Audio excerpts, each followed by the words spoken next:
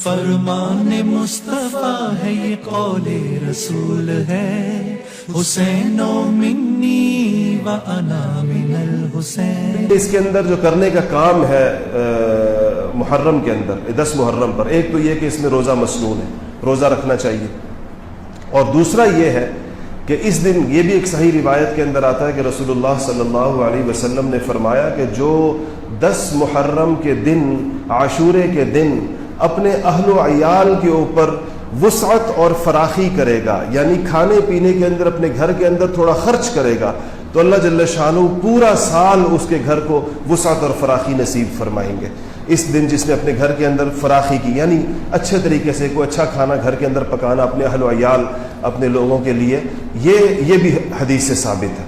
इसलिए दूसरी चीज़ इसमें करने की जो है वो ये कि इंसान उस दिन अपने अहलो अयाल के ऊपर फराखी करे, इस हदीस पर अमल करने की नीयत से।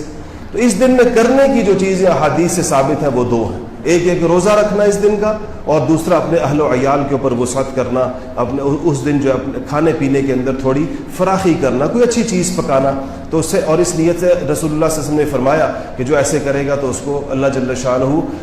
पूरे साल उसके घर के ऊपर फराखी फरमाएंगे।